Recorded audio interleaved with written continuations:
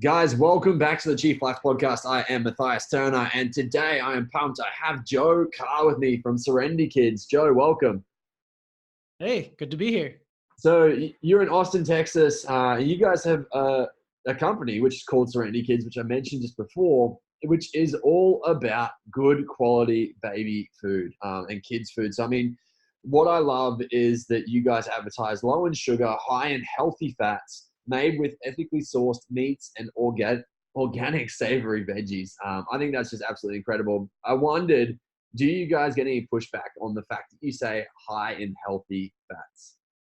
You know, we don't get pushback. Nobody questions fats for babies. Good. There's a lot of people that don't realize how important fat is. Mm-hmm. So it's not one of our primary marketing, techniques in the US because it's just the thing mom isn't already looking for. The low sugar and the quality meat, mom's already looking for that. So that's what we lead with.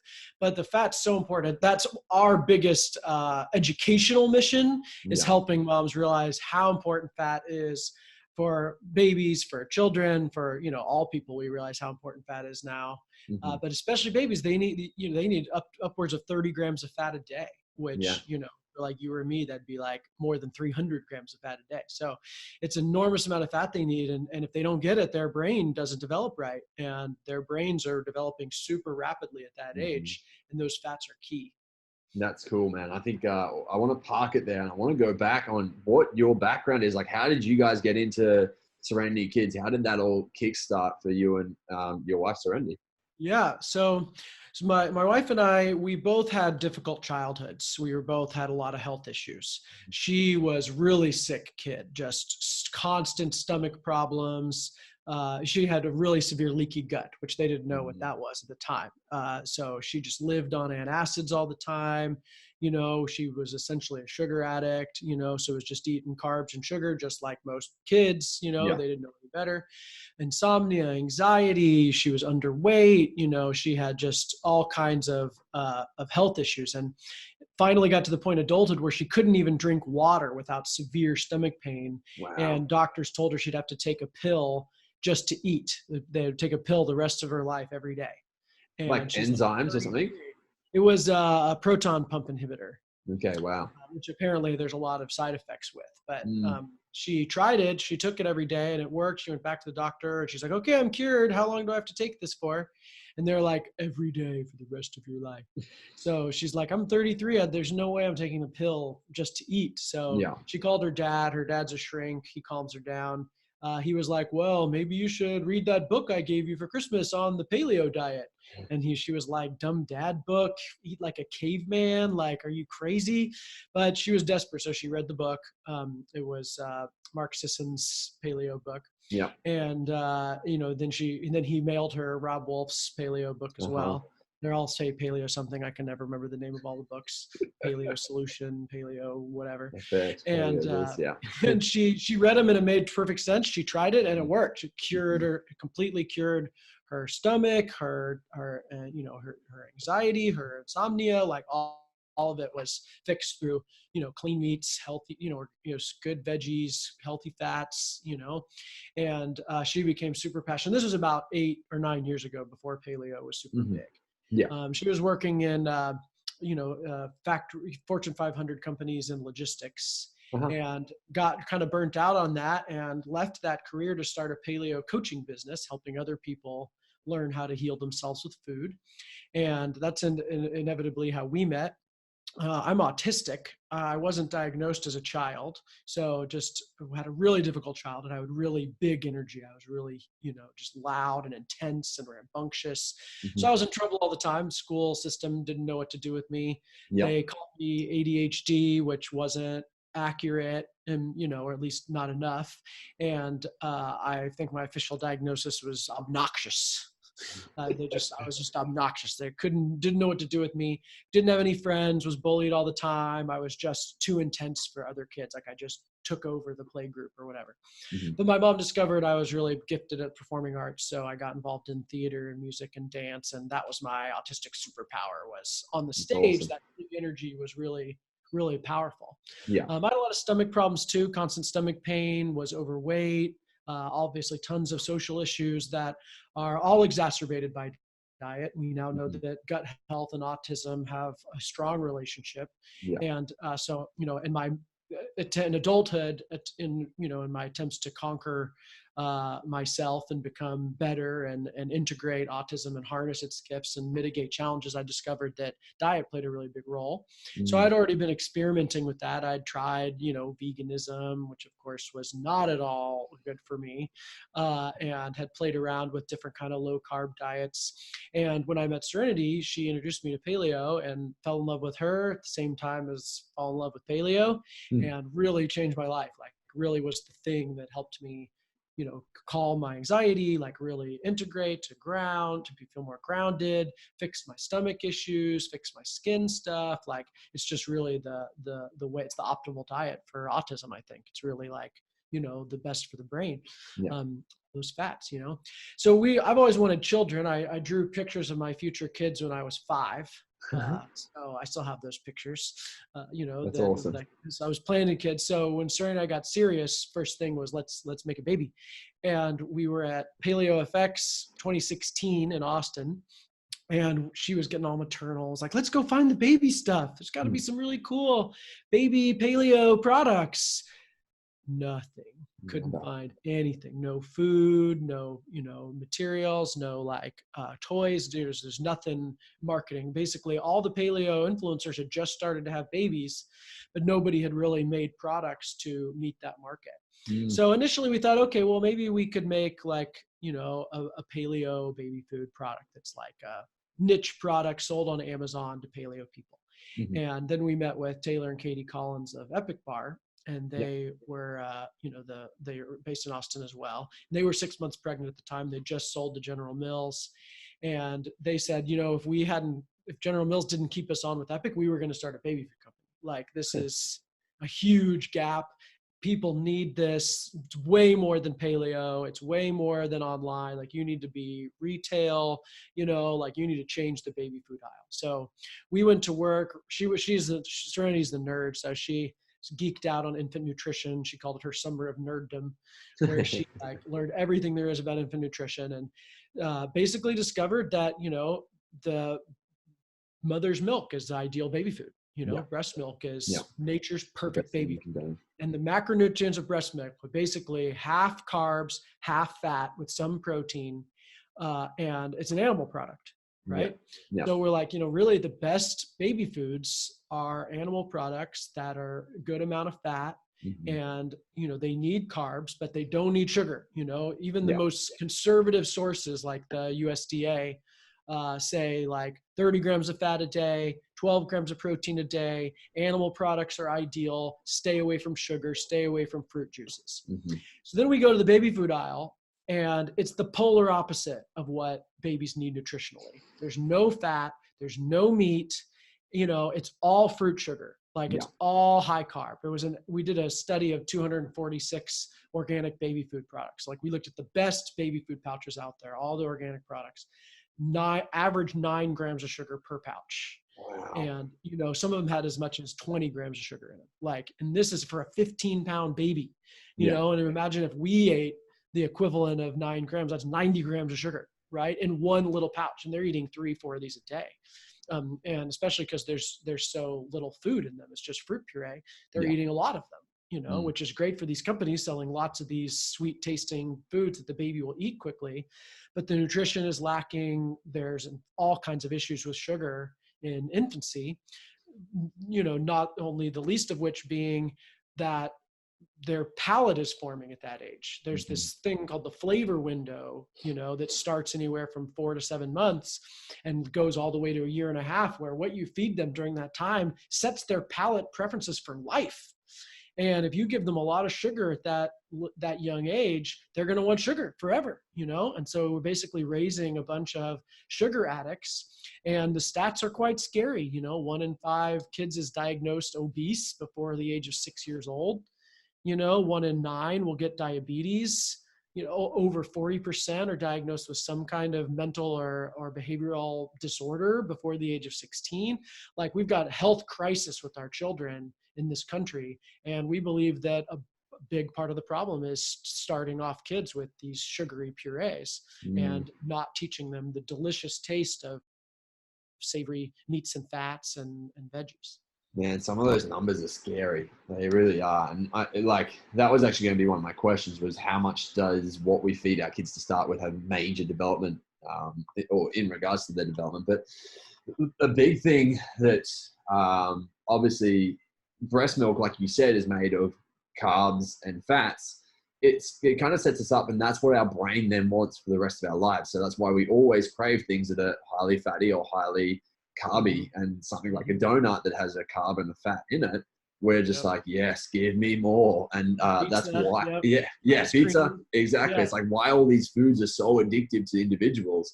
But I mean, if you're adding then a high sugar diet to a kid, they are then developing that palate, like you're saying, to then have sugar foods for the rest of their lives. So addiction starts at such a young age, which is a crazy, crazy thing to think about.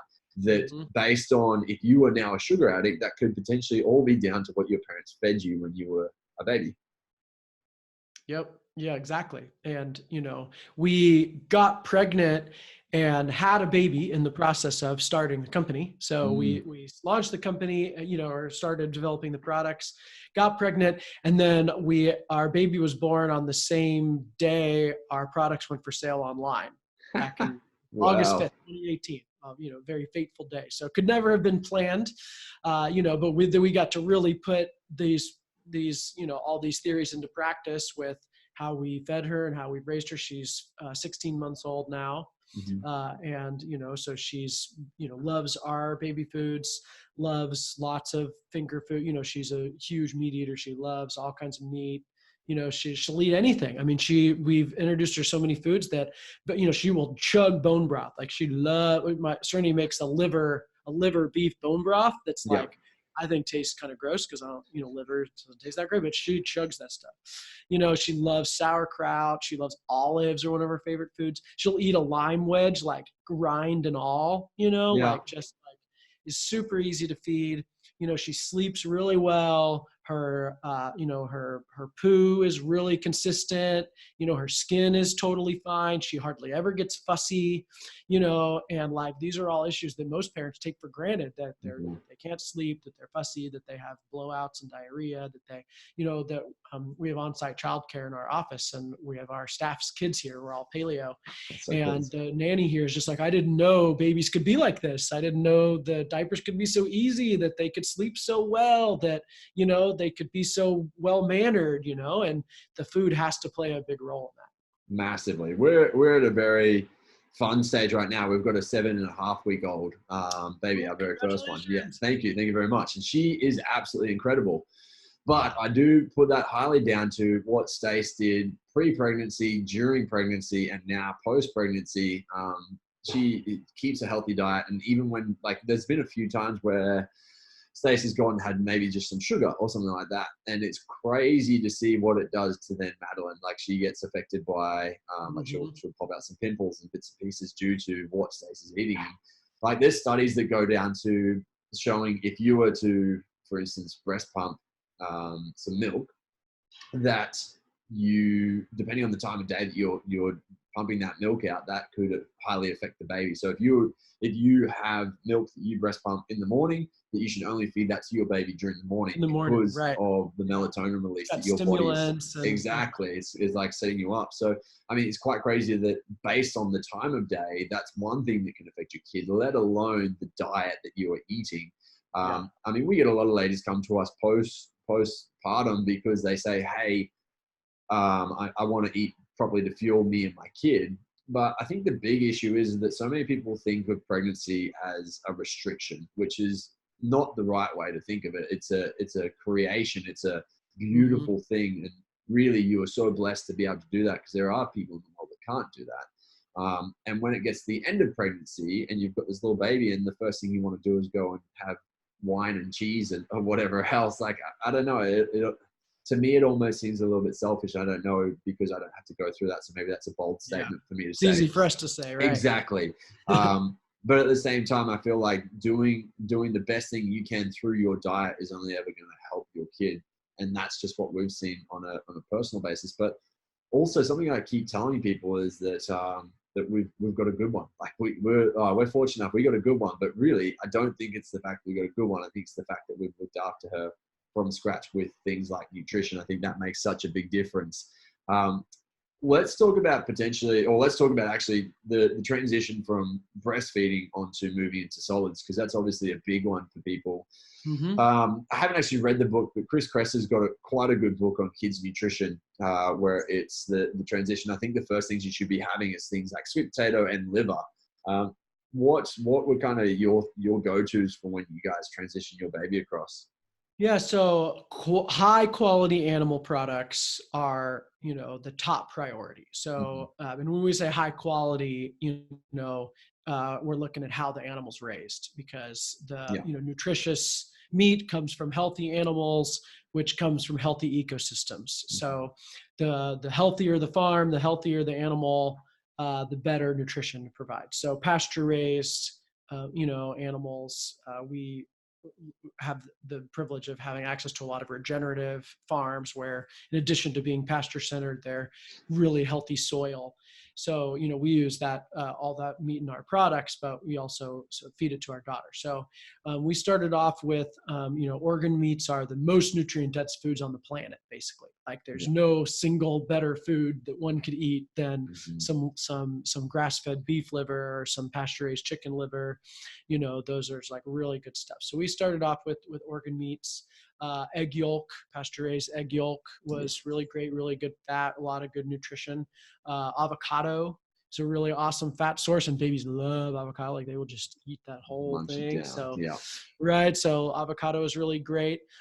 Sweet potato is a great carb. So when looking at carbs, vegetable carbs, obviously ideal. Sweet potatoes much superior to white potato. You want to avoid the skins, of course, both because of the texture, but also because of some anti-nutrients the skin has. But sweet potato has a lot of vitamins. We did, we have done some goat's milk as well. Like she never really took well to any kind of dairy. She does a little bit okay with butter, and she'll eat just straight grass-fed butter. That's actually a great snack for a baby. You don't think about it, but you just let her eat butter all day long. Definitely. Just great fats, so the butter was fine. But when you say she didn't take well to it, what do you mean? Like with the dairy, got what like was happening? a mouth rash. She would get like a mouth outbreak when she got, regular cow's dairy. What a little bit of cheese or sour cream or whatever it was or even just regular yogurt. So we found a raw goat's milk dairy that we drive out to the farm and get the raw goat's milk dairy, and then I make it into homemade yogurt. So she drinks the milk and also gets the yogurt with the probiotics in that. Yeah, that's awesome. But then otherwise we just let her eat what we were eating. We just gave her our food, since we eat super well, other than the occasional French fries, which we don't let her have, like that's about the worst we get. So, a lot of chewed up meat we would pre-chew, or I'd say I would pre-chew. Serenity thought it was a little gross, but I have no problem chewing up the meat and feeding that to her. Baby bird into her mouth. Yeah, right. Mostly no. She'll eat it that way. She doesn't care. What other veggies we're eating, kind of chew those up or let her kind of gnaw on them. She actually loves cured meat, so she'll eat the heck out of some salami or pepperoni or even beef jerky. She'll kind of gnaw on a piece of beef jerky and with her little bit of teeth she's got, kind of chew that down, or like meat sticks. She really likes meat sticks. And then of course our baby foods have been really helpful for the transition. So I mean, the meat sticks, they'd essentially be the alternative to something like I think they're called rusk biscuits or husk biscuits. I don't know what they are, but it's literally just like a little eating biscuit biscuits. Yeah, those are so gross. For teething. Yeah, just give her meat. Yeah, exactly, something like that. Or I've seen people using like frozen bananas as another one. Where they put it on a little popsicle stick and they just literally munch on that. And obviously the cooling is quite nice for them as well. We made bone broth popsicles. We awesome. actually froze. There's a popsicle link I can share where it's like designed for infants that they can hold it and they squeeze it and the little popsicle comes up. And we made bone broth. We also made our baby food popsicles. We just squeezed our purees into the popsicle mold, and then she could just kind of chew on that. And it was fun in the summer. And also it's good for the teeth. Yeah. Something I always had in my head is that whenever I had my first child, I would go and buy myself a Thermomix simply so I could make my own food for the kid. Hmm. So lo and behold, we've just got a new Thermomix ready for when Mads is old enough. But what, like, I mean, when it comes to making good quality baby foods, what were kind of the biggest things you were setting out for, and what was the science saying that you need to kind of keep to? Like, I really like the fact that you guys went and looked at breast milk and said, well, this is the best thing. Obviously, how do we continue that? What were the Yeah. big things that you were looking for when you were creating the Yeah, food? we can sort of back into it. Well, I have a couple of products here. So, Yeah, that'd be cool. one of my favorites is our grass-fed beef with organic sweet potato and kale. Mm-hmm. Uh, and we use, a real fatty blend of Yeah. grass-fed beef. Grass-fed, grass-finished, or generally farmed beef. So best beef out there. So, and then we mix that with some carbs from sweet potato, and then a small amount of kale that is pressure cooked and pureed, so it's easy to digest. So it's like a lot of vitamin content. Yeah. Their stomachs can't process too much raw foliage Mm-hmm. very early on, so you want to avoid raw vegetables, other than kind of chewing on them for the fun of it, but Yeah. in terms of like quantity of food.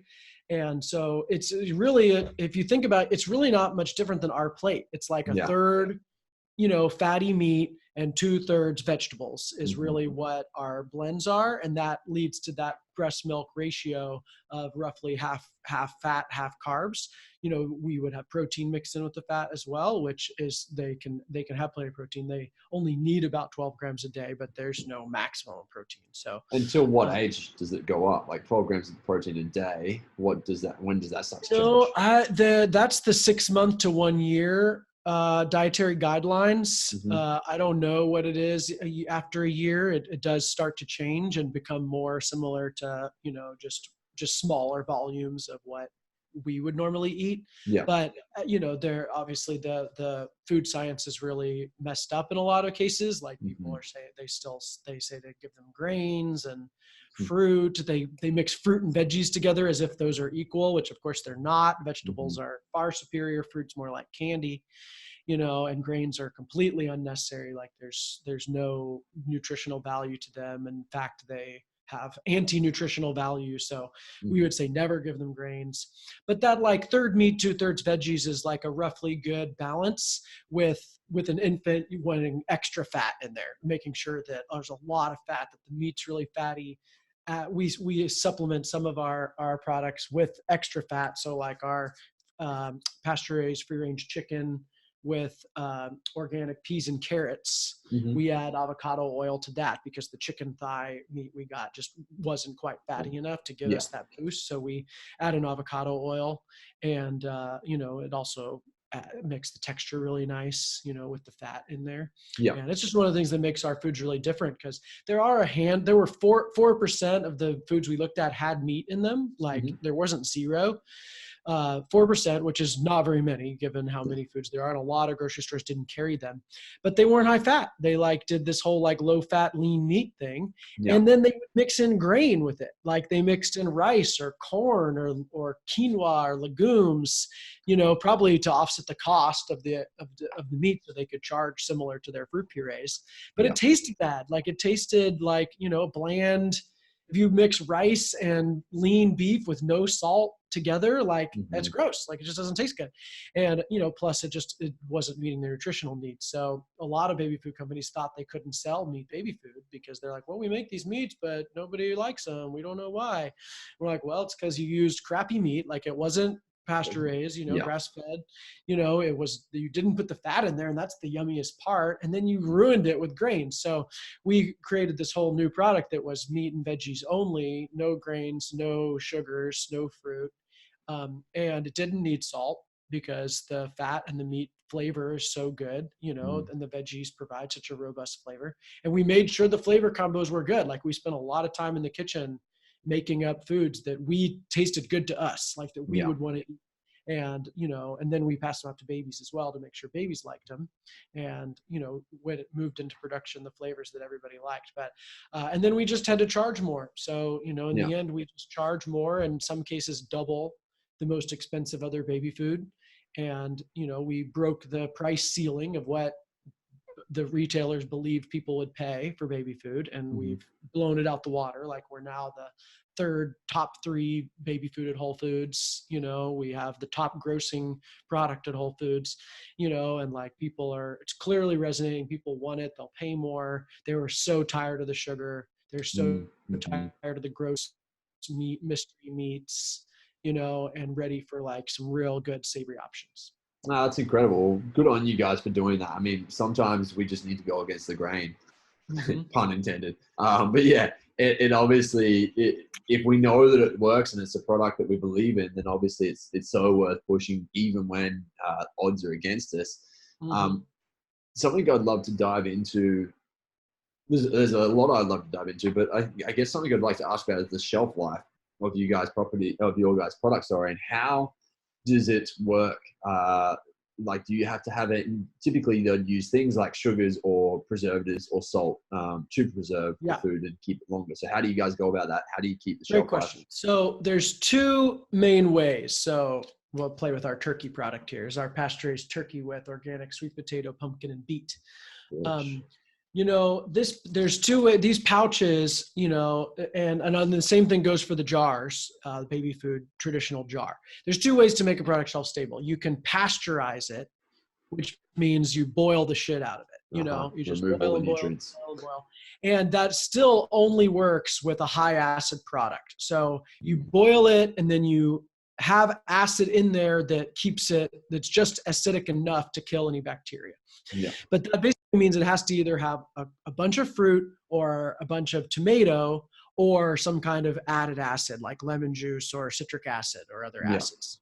And so that's one of the reasons baby food is so overwhelmingly fruity, is because it's much cheaper to make it shelf stable with the high acid pasteurization process.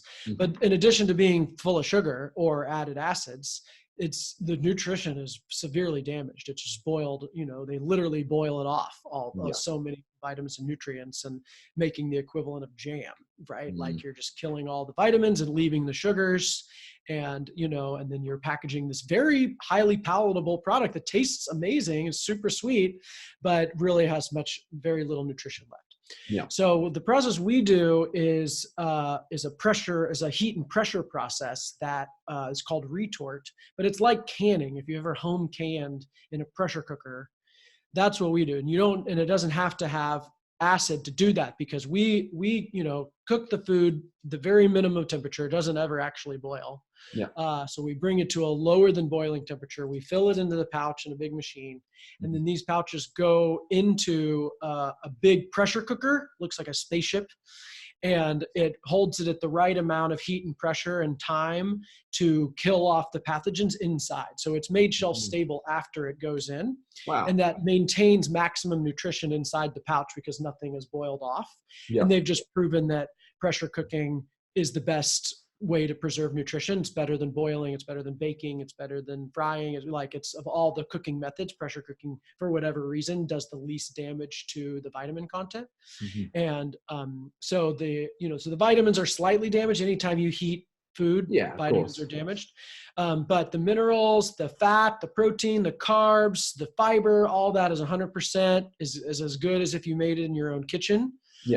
Additionally, the vegetable purees we use are flash frozen right after harvest. So they did all these studies where they found that vitamin content is dramatically reduced in produce as it sits on trucks and it sits in a refrigerator, and then it gets taken to the grocery store, and then it sits in your refrigerator, and then you cook it, probably boiling, baking, or some other method. By the time you make it, even fresh food has very little vitamins left. So in a way, not that we haven't tested our vitamin content next to freshly made produce or anything, but based off that research, we believe that our foods have as many vitamins, as they would if you were to make it yourself, in addition to all the other great nutrients that are 100% intact. And our sourcing is better than you can usually get at the grocery store. It's pretty hard to find regeneratively farmed grass-fed beef at the grocery Mm-hmm. store. So, fresh foods are better in general for a lot of reasons. Babies need to pick up, play with food. They need to experience that. They need to see you cook. They can help be participating in cook when they get old enough. There's a lot of reasons that fresh foods are better, but like when it comes to sheer nutrient quality, we're confident that our nutrition is pretty on point with what's in the pouches. And so it's both convenient and without that compromise. And so are you guys grinding it all up when it's fresh, or do you cook it a little bit first, then grind it all up together? Like when does that part happen? Yeah, so the veggies are harvested and then pureed, and so they are cooked a little bit at the time of harvest. So they're harvested, cooked just enough to soften them, and then are blended and pureed and then frozen. Yeah. So they're frozen as purees and then shipped to the factory. The meat is cut from the animal. Sometimes it's frozen and then ground. Sometimes it's ground and then frozen. Just depends on that particular farm and processor. Yeah. And then it's sent to the factory, and then the factory defrosts the purees and the meats and mixes it all into a kettle and brings it up just to enough temperature so that it'll pump through piping, and then pumps it through this thing called a comatrol, which has thousands of blades. It can puree a chair, basically. Wow. It's like a really powerful industrial blender, and that gets it to that really fine puree consistency. Then it goes in the pouch and is put through the pressure cooker and then put in boxes and shipped to you. Yeah, that's incredible. Maybe not you, but somebody in the US. Yeah, what a process. Let's talk a little bit about foods and moods. I think typically I think it's the misdiagnosis, like you were talking about before, but there's a lot of potential parents who say, I've just got a brat child. And it's like, well, hold up. Let's have a look at the issues that are going on here. Let's have a look at the food that you're feeding them. Let's have a look at the parenting that's going on, because typically they're a mirror or a sign of what we are doing, what we are creating. At the end of the day, we are the biggest influences in their life. So when it comes to moods, I would love to dive into sugars, but more so fruits. If you've got, and I guess it plays a part in both, but so often people just think that fruits are a great thing to feed the kids, which they can be at times, but let's talk about maybe some of the moods and swings that happen with kids based on the high amounts of sugars that they're getting. Yeah. I was definitely a brat, what you would call a brat. Like I was very hard to manage. I was really rambunctious. I was very opinionated. I was really loud. I was going to do what I wanted to do. Nobody was going to stop me from doing it, and autistic kids, this is a common theme, like that we are intense and we do what we want to do. We're very hard to control. Yeah. And, and so, it's an extreme for me, but all kids have that in them, this desire to run and play. So, first of all, kids need to express a lot of energy. Like they, stick them in a classroom and make them sit down, be quiet all day is really problematic for all children, but especially kids like me. So I'm a big proponent of, finding physical outlets for kids. But food plays a huge role, because it's like already they're in this foreign place where they're being told to sit still and be quiet and do as they're told, which is against their nature.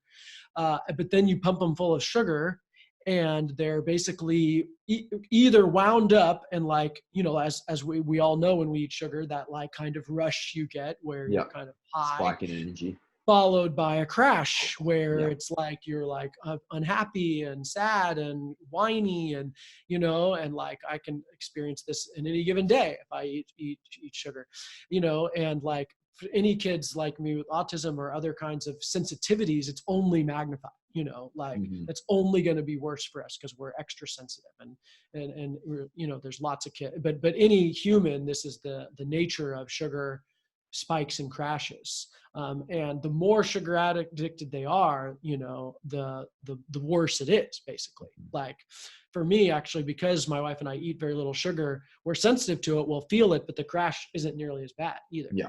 So it's like there's a way that our system kind of naturally regulates because it's not bombarded all the time. So it's kind of counterintuitive that the more you eat, the less tolerant you are. But if your body's already inflamed from a lot of sugar, then any additional inflammation is only all the worse. Mm-hmm.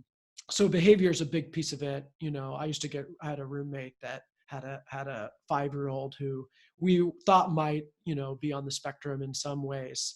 And he would just beg for sugar, of course. And his dad would sometimes relent and let him have sugar. And then he'd be crazy running bounce off the wall. And then his dad would like yell at him or punish him for being crazy off the wall. And I'm like, Yeah. you gave him a bunch of sugar, and now you're punishing and shaming him for like expressing this natural way of being for a kid anyway, but especially he like can't regulate. So I get really mad about it. And, the sugar is a huge problem. Fruit juice is essentially candy. I mean, it's just straight carbs. Like there's really almost no vitamin nutritional content left. A whole piece of fruit is very sweet. Like it's high in carbs, it's high in sugar, but it has some fiber in there. It has some other, vitamin content. There's some nutritional value to fruit. It's still, in my opinion, to be treated like a treat. So with our daughter, we've given her fruit on a handful of occasions, some berries or some banana. Actually banana has a lot of good vitamins in it, so like, and she loves it, of course. Like she'll scarf down some strawberry or blueberry, but it is still sugar. The sugar is sugar. I mean, it's inflammatory in the body. From an ancestral perspective, like we just didn't eat that much sugar. Like ripe fruit was just very rare. And, honey, occasionally we would find. I'm sure when we found it, we ate the shit out of it. Like it's high caloric. So we probably like binged on any sugar stuff we found because the calories are so high, but like, again, we ate it so rarely that our systems could process that. And then it was all gone. And like, we went back to our standard diet of animal, bugs and animals and vegetables that we found. And so it's just not natural for us, or especially kids. Yes, definitely. Let's dive into maybe like typically family friends might have that thought of, well, just let your kids live a little. Like, hold up, this is not normal because you're not feeding them the food that is straight off the shelves at the supermarket.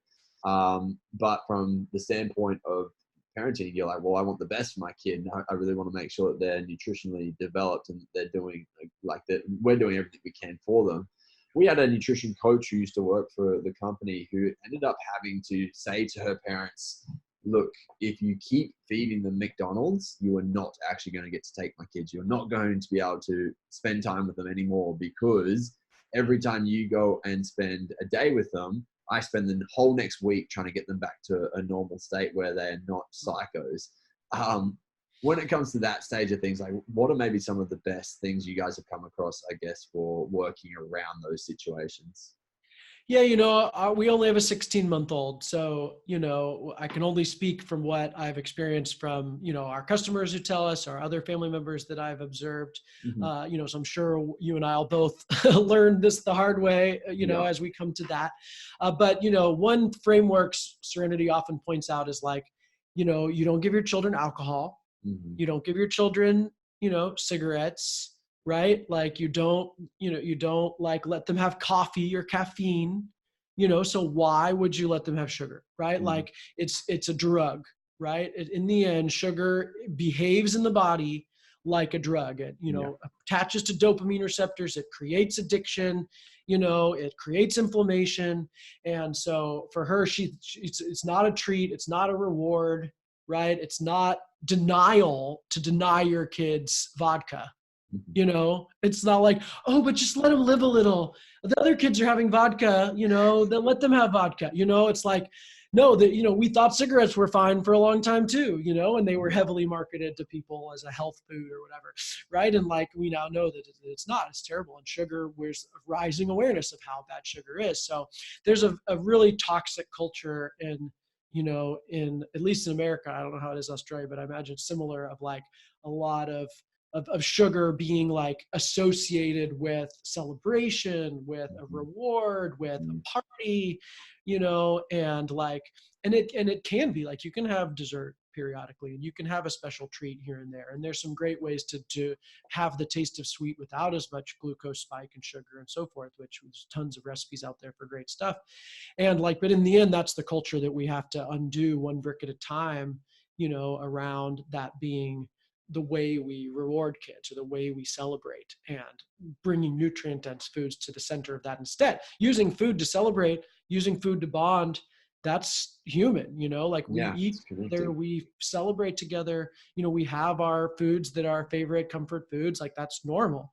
So just taking the sugars and the the grains and like, low to like crappy carbs out of that is going to take a long time. And it is a countercultural movement. Like, we're going to have to defy the cultural norms here to do it, and have those conversations again and again and again with everyone, in our children's lives, and teach them and educate them, and, set boundaries, like it sounds like that, the person you described had to set. And, that's our job as parents, to keep our kids safe from toxins and from foreign stuff that is harmful. It's our job to set boundaries. And just because they're not popular, doesn't mean we shouldn't do it. And, it's going to be hard. There's no question. And I think the reward of healthy children, balanced mood, better immune system, better sleep, all the things that come, even though in the moment, maybe it's a little hard to like restrict that food from your kid, how hard is it going to be later dealing with their meltdown, or dealing with their week-long illness, or dealing with them not being able to go to sleep? Yeah, the whole reward with food concept is very interesting. It's funny that that's how it's been brought into our world. Like, oh well, food's a reward. It's almost that concept, like, we are not dogs, so we should not be rewarded with food. Like, they do tricks for food, we do not. As humans, we have food, it's available for us, and to think of it as a reward is it's almost like that. It's definitely a very negative way to have a relationship with food, I think. And so changing the mindset around that is a big thing, I think, for us to be able to move forward as a population or as a nation. But yeah, I do agree, like, getting together and cooking with people is this awesome thing. Like, that brings families together, that brings friends together, that is incredible. But it doesn't have to be that you get together and eat shit. You can get together and have a delicious home cooked roast with some really good quality meat, really good quality vegetables, and you'll walk away just as happy, just as high on endorphins. If not, they'll probably like stick around for a little bit longer, because it's not from an out-of-body stimulant like sugar that's going to spike and drop those stimulants, the endorphins, pretty quickly. Let's talk about, fussy eaters. You touched on your daughter before being just like eating everything and anything. Fussy eaters, you were talking about the 4 to 7 months being where they start to develop their palate.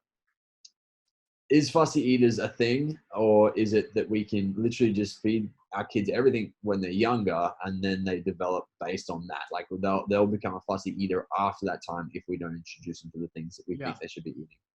So again, not a lot of personal experience here, since our daughter's so young and, she eats everything. Mm-hmm. The science is clear that the flavor window is very, very real. That they've documented that the foods that are introduced early are the foods they end up preferring later. Kids who are fed a huge variety of foods are much easier to feed and have more balanced diets, versus kids who are fed only certain flavors, especially sweet, tend to prefer sweet and have health problems and obesity issues later. So there's a lot of documentation of that.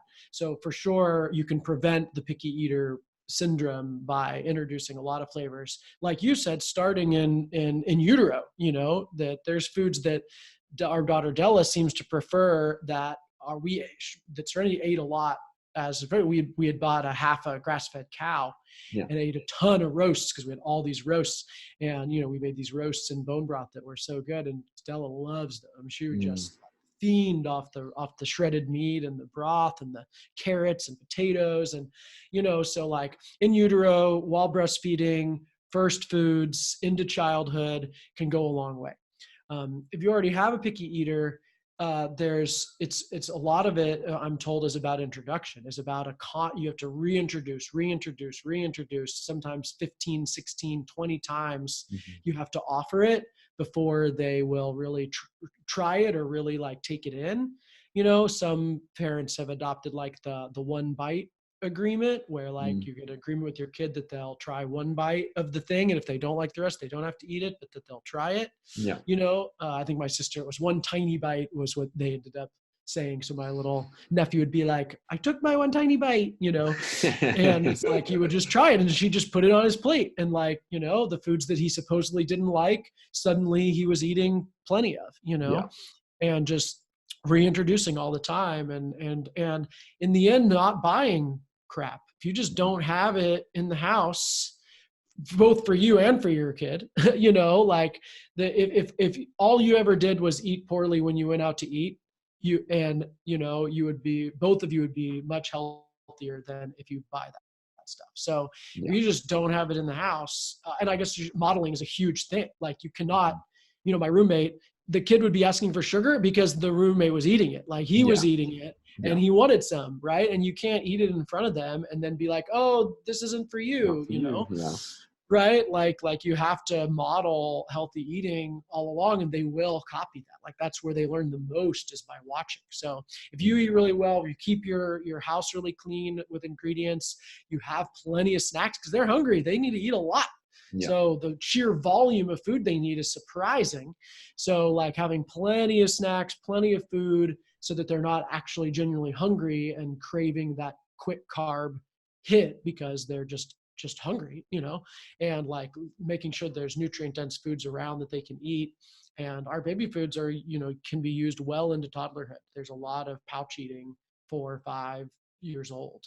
And plenty of adults actually love our foods. Our grass-fed bison products, one of the adult favorites. This is regeneratively farmed bison with kabocha squash and spinach. Tastes amazing. Yeah. And a lot of adults like to eat these. We also have a line of veggies that are savory veggies with olive oil or avocado oil. This is our squashes mix. It's kabocha squash, butternut squash, and pumpkin with olive oil. Yeah, that's it. 4 ingredients. And tastes super good as like a snack. Yeah, and adults really like those too. So it's the kind of thing that are the we want to make. We want to make products that are nutrient dense, that taste really good to kids, so that they're not gross, and that are convenient for parents. That it's super simple, it's shelf stable, but still nutritious. And we have a whole bunch of products we want to create to transform the children's food space, with these baby food pouches being the beginning of that. That's awesome. My mouth is actually watering just from talking about it. Right.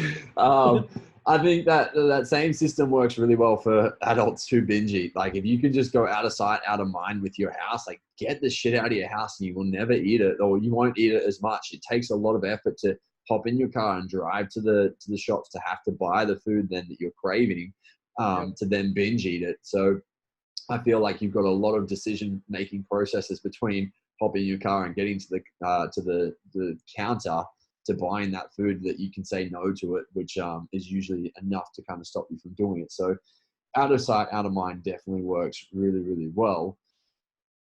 Let's, I was going to dive into something. I can't quite remember what it was, but the fussy eating side of things, that's really cool. I think that's a lot of insight. We often get people with older kids come to us like, my kids are just way too fussy. They would never eat that. And I've heard of the concept of people just saying, look, you're not eating until you eat. Like we just remove that food and so be it. If they go without food one night, it's not going to kill them. Like people fast all the time and it's not a bad thing. Eventually they're going to come around to it.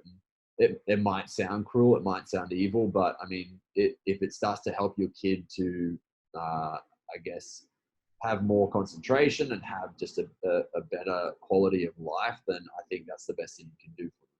Yeah. Trying to find substitutions, like there's a lot of recipes. You add paleo to any food you can think of. You know, there's paleo chicken nuggets, there's paleo mac and cheese, you know, Yeah. there's paleo spaghetti, that whatever the paleo quesadillas, you know, like whatever the foods they love are, try to mimic them. It's more work. You know, you have to make it most of the time. And again, we're going to create some products that are make it simpler, but, you know, like do your best to recreate their comfort foods with Mm-hmm. nutrient dense ingredients. And that's at least a start. Like they may not like it at first because it's not exactly the same, but at least it's like you can show them that you're making an effort to feed them the way they want to be fed, and you know, draw whatever boundaries you're the parent, you know, Yeah. you wouldn't let them drink vodka if they're addicted to cigarettes and you're having to break them from cigarettes, you know, like it's an extreme example, but like that's essentially what's happening. The sugar is toxic. Like it is a long-term and short-term toxicity that has to be corrected. Yeah, you spiked my memory. It was actually going to dive into meat and processed meats, and there was something that you touched on before, which I think is really cool. The fact that you're saying your daughter was eating things like jerky, biltong, salami, but I think it's really important to point out the fact that it is really, really good quality meat. Once again, it's not coming from straight out of the deli. It's not just that bad quality like hot dogs, sausages, or anything like that. The red ones, the Frankfurts. They are some of the worst foods you can give to any individual, let alone a kid. When it comes to that, does that mean that you guys have made all of your own all of your own sausages and meats and cured meats in particular? You know, we have not figured out how to make our own cured meats. It's something I'd love to learn how to do Mm-hmm. someday. You know, so we, you know, we're with being in Austin, Texas, we're blessed to have really great access to, you know, Whole Foods Yeah. and a lot of other health food stores have some really great cured and processed meats. You know, the Applegate brand has a lot of really awesome, you know, that are humanely raised and some pasture raised in some cases. You know, uncured is a great word to look for in meats, like uncured salami, uncured pepperoni, which basically just means that it doesn't include added nitrates. It's Mm-hmm. cured with salt, and so it doesn't have sugars or nitrates. It's like cured with just salt or sometimes celery powder as a curing agent. Yeah. And then the sourcing is just really important. You know, it's the very least organic is important, and that's a lot easier to get. Organic cured meats or organic uncured in this case. Meats are pretty easy to find, and that's you know, not bad. Like that, you know, that's going to at least be free from hormones, free from antibiotics, you know, stuff like that. It's not as good as grass-fed and pasture-raised, so we wouldn't make that the staple of a diet, you know. No. But like as a snack, it's far superior to empty carbs. Yeah, yeah, definitely. When it comes into snacking around the house, if you do not have, say, for instance, these pouches, what are your staples to go through? So, I mean, we've talked about some cured meats, or uncured meats would be the best option. What other options are you guys going for? We love the meats. We love the jerky. You know, the baby can eat Epic bars pretty easily. Mm-hmm. So the Yeah. meat bar, you know, is great. They have a new one that has pasture-raised egg in it, and that's Wow. even easier for her to eat. It's like an egg meat combo. Yeah. Cool. We do a lot of dried veggies. So we Mm-hmm. found like, you know, Trader Joe's has these like dried peas that are just like dehydrated pea is like the whole ingredient. It's just like a crunchy pea. She loves those peas. She'll just eat the crap out of those. So, you know, just like lots of peas. The Fresh Bellies makes a dehydrated red pepper that we really like. It's like a freeze dried red pepper. Yeah. But you know, finding freeze-dried vegetables and dehydrated vegetables that are you know, not too dense, like they can eat Yes. without teeth, are really great. Obviously, the pouches are a great snack in addition to a meal. Mm-hmm. But you know, they love to pick up and eat. So Yeah, that's cool. I don't know how much you guys are having to deal with it as well, but when it actually comes to older kids going to school with the whole nut allergy thing, I think they've kind of done a little bit of a backflip here in Australia now, where they said, hey, no nuts or seeds whatsoever at school. Whereas now I think they've said, hey, you can have nuts, but you have to explain to your kids that they're not to share the nuts because of the nut allergies that are going around. Um, what other substitutes for fats do you guys use? I mean, obviously you're talking about avocado and certain oils before. What other options do you guys have? I mean, you know, we don't have an older kid, so I've heard a lot about how tough it is with the school age kids, and we Mm, have school meal substitute products in our repertoire of things to make eventually. Yeah. So, it's hard to say what, like exactly how to do that. I think, like it's still a lot of stuff that we have to feed her, like the yogurt's really great, especially homemade or Yeah. raw milk yogurt, for in this case, goat's milk yogurt's really great. I think if they tolerate dairy okay, and cheese works, like cheese is actually a great snack compared to an empty carb, Yeah. a nice fatty snack there. Yeah. I actually heard the other day, based on the fact that we were raised on milk from mothers, that's why we have such an addiction to milk and cheeses, because it just brings back the same sort of feeling of what breast milk is like, which I think is pretty funny, because I know a lot of people who love their cheese, absolutely love their cheese. It's like sin to even talk about potentially removing it. Cool. I think that's kind of done a really good job of covering over why we should really look into what kids do, or what we do for our kids for their nutrition. One thing I did want to touch on was actually based around the autistic work that you do. So I know that you actually go out, you go and I think you volunteer your time with different groups. I just love to kind of hear a little bit more about that. Yeah, the autism community is, worldwide and growing, as more and more people realize as we learn more about autism, we discover how many people actually are autistic and didn't know it. I was in college diagnosed with, they call it Asperger's syndrome. And they've now done away with that distinction. Like it was always autism. It's just autism is a spectrum. So there's all kinds of different ways it manifests, and it can be people like me who are, fully vulnerable and able to live independently, and just have some different issues with sensory processing and sensitivity, to very extreme expressions of autism where they don't speak in the way that we can understand and aren't as able to live independently. But in the end, we're all it's a neurodiverse movement of realizing that there is no typical brain. Like our brains are all very different, and there's some kind of classifications of neurodiversity like autism that are useful for understanding, because we can know how to relate with us and better, and how to help both people as children as well as adults.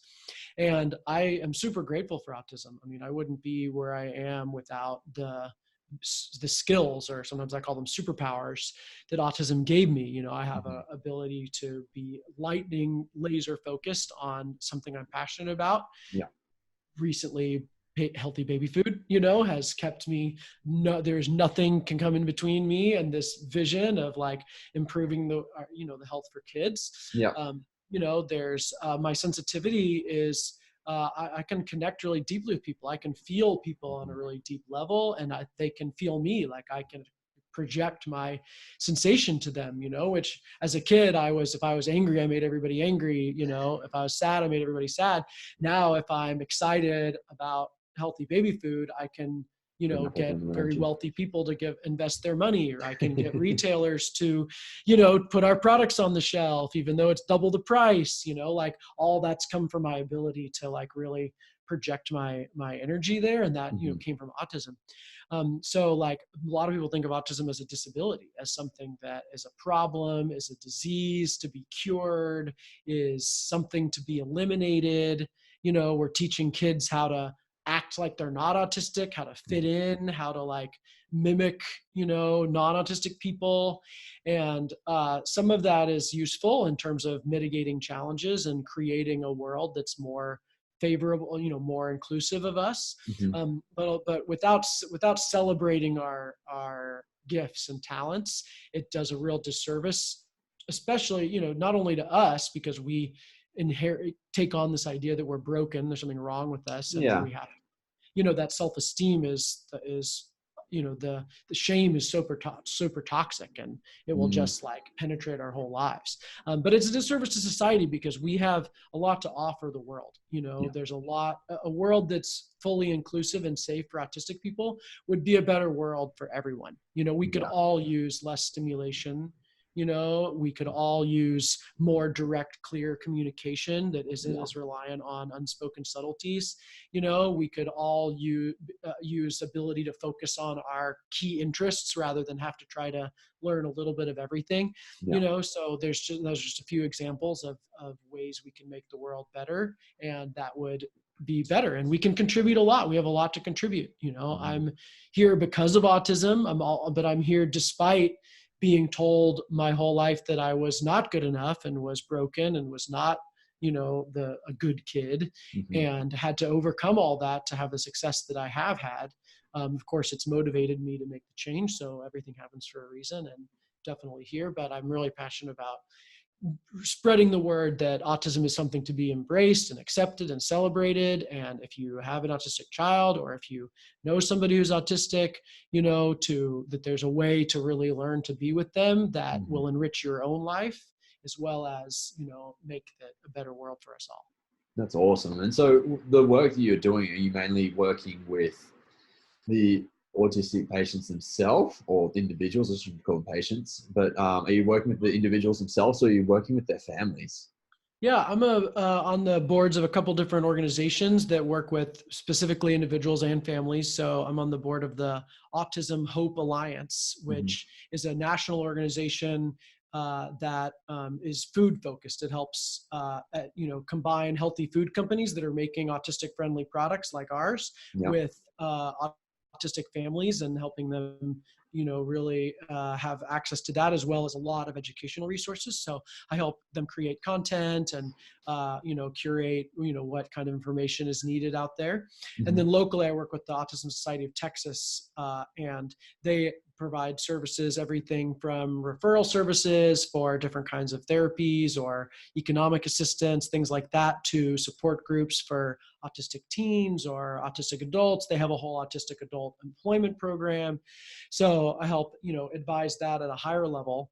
And then I just meet autistic people all the time and families all the time. And so I'm always open to having a conversation with a parent, or I did coach for a while. I was coaching autistic adults and some parents as well. So now that the baby food company is where it is, that's all my focus. And I have a baby as well. So I don't do the specific coaching anymore, but always happy to give feedback to anyone about, just give them advice, give them some inspiration. I have a website called aspiepower.com, ASPIE power.com, where you can read my story and watch videos of lectures I've done and learn about some different aspects of autism, that I've elaborated upon. And I'm always, again, available for conversation. So anybody's feel free to email me if you have questions or need some resources. Or have a topic you want to see a video about. I love making videos and educating. That's cool, man. That's really cool. If there was, or maybe let's put it this way, do you think there could have been some better advice given to you at school to make a difference to how you responded to school? The school system itself is so problematic that it's hard to say that there is anything within that system that is savable sometimes. So Della's going to be homeschooled. She's going to have to beg to go to school. Like if she begs me, I'll let her try it, but, only because I respect her free will. But, but like otherwise, I don't believe in the system in general. Mostly because it's restrictive to kids' free play and movement. And it focuses on teaching them a little bit of everything rather than letting them dive into their special interests and get really good at the thing they're passionate about, which is really what the economy needs and also what is most satisfying. So I think any way that within that system you can help kids really focus on their interests. So for me, I got really interested in the performing arts. So every bit of time outside of school was spent at dance classes, at rehearsals. I was shooting commercials, like I was doing all kinds of stuff. My mom really facilitated that. But otherwise, the shame culture is the real big problem in school. So anything to get away from shaming kids, anything that to get away from you're bad, you're wrong, this is bad, you should be punished, that was bad, good, shaming language, more towards like outcomes, like, hey, when you made this choice, this was the outcome. I don't think you actually want that outcome. What was the outcome you were trying to get? Maybe I can help you get there. versus, assuming they had bad intent and like, you did that, you need to be punished and feel bad and guilty for doing that, versus then they just become, either self-hating or hating of the authority. Like, Yeah. now I'm just oppressed. Like, Yeah. it's unfair, right? They don't actually learn that their behavior has consequences. So finding ways to really help kids understand the direct outcomes of their behavior and help them get the thing they were trying to get, because kids are never ill intent. Like, they're always just trying to get their needs met. So figuring out Definitely. what it was and helping them find better strategies is the way. I think that like that's very fixed versus growth mindsets as well. And that's definitely how, like you said before, something that not only autistic people should have, like that's something that all individuals should bring into their life is, hey, this was the outcome, but this is the things that you did leading up to that outcome. How can we maybe change that? How can we work to being better next time around? Like, how can we get the outcome that you actually really wanted? I think that's awesome. Probably a really good place to leave it, Joe, as well. So thank you so much. This has been a really cool conversation. The listeners can follow along at My Serenity Kids on Instagram, Facebook, and the rest. Where else should people follow? I like your aspipower.com as well. Mm-hmm. Yep, we have a website, myserenitykids.com. We have a full blog there with lots of educational resources you can check out, as well as an infant nutrition page that's like everything you need to know about infant nutrition. We have an ebook as well you can download that's on infant nutrition, co-authored with Sarah Ballantyne, Dr. Sarah Ballantyne, the paleo mom, that you can get for free on the website. So that's a great place. And then our social feeds have lots of great videos and content. We're really all about helping parents, including lots of recipes. We're actually about to publish a recipe book giving away all our recipes. You can make our baby foods at home, as well as a bunch of other recipes that are, that we don't sell. And so stay tuned for that. Join our email list and get resources like that. That's so cool. Dude, thank you so much. It's been really insightful. Yeah, thank you.